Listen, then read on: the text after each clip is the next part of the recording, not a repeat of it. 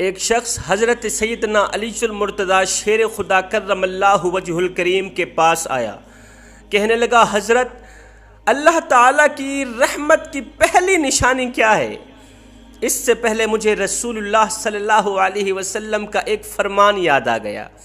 نبی صلی اللہ علیہ وسلم نے فرمایا صحابہ تم اللہ تعالیٰ کے اتنے قریب ہو جاؤ، اتنے نزدیک ہو جاؤ، اللہ تعالیٰ کی رحمت، اللہ کے پیار، اللہ کی محبت، خاشیت الہی، معرفت الہی کے اتنے نزدیک ہو جاؤ، اتنے قریب ہو جاؤ کہ جب تم دعا کرو تو تمہارے منہ سے نکلی دعا ہواؤں کو پھاڑ کر، فضاؤں کو پھاڑ کر، ساتوں آسمانوں کو چیر کر سیدھا عرش پر جا ٹکرائے اور تمہاری دعا پر فرشتے آمین کہیں۔ اس قدر تم اللہ کے نزدیک ہو جاؤ، اللہ تعالیٰ کی اتنے قریب ہو جاؤ کہ جب تم دعا کرو تو فرشتے تمہاری دعا پر آمین کہیں۔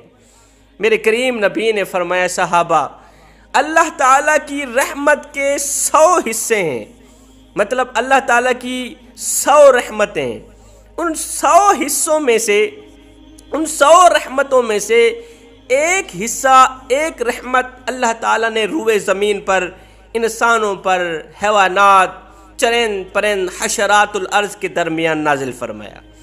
رحمت کے 100 حصوں میں سے ایک حصہ زمین پر نازل فرمایا۔ آپ اندازہ لگائیں ایک حصے کا کمال یہ ہے کہ ایک باپ اپنی اولاد سے کتنی محبت کرتا ہے، کس قدر شفقت کرتا ہے، اپنی اولاد پر کس قدر رحم کرتا ہے، ماں اپنے بیٹے سے کتنی محبت کرتی۔ دنیا میں کوئی بھی ایسا انسان نہیں جو کسی کے دکھوں کو اپنے دکھ سمجھے، جو کسی کے دردوں کو اپنے درد سمجھے۔ دنیا میں واحد رشتہ ایک ماں کا ہے، ایک باپ کا ہے، جو اولاد کے دکھوں کو اپنے دکھ سمجھتے ہیں، اولاد کے دردوں کو اپنے درد سمجھتے ہیں۔ ایک شخص حضرت سیدنا علی المرتضیٰ شیر خدا کرم اللہ وجہ الکریم کے پاس آیا، کہنے لگا حضرت میں نے اپنی ماں کو کندھے پہ اٹھا کر 7 حج کرائے ہیں، میں نے اپنی بوڑھی ماں کو کندھے پہ بٹھا کے 7 حج کرائے۔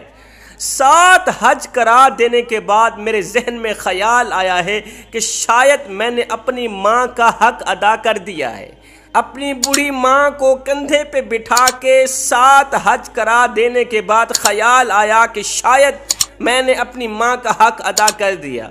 یہ سن کر حضرت علی رضی اللہ تعالی عنہ نے فرمایا او نادان، سخت سردی تھی، اس وقت کو یاد کر، سخت سردی تھی، باہر برف باری ہو رہی تھی، جاڑا پڑ رہا تھا، تو بچہ تھا، ماں کے ساتھ لیٹا ہوا تھا، غربت کی وجہ سے دوسرا بستر تھا نہیں، تو نے بستر پر پخانہ کر دیا، تیری ماں اٹھی ٹھنڈے پانی کے ساتھ اس نے تیری بستر کو دھویا، ہائے خود گیلے بستر پہ سو گئی اور تجھے اپنی سوکھی چھاتی پہ لٹا دیا۔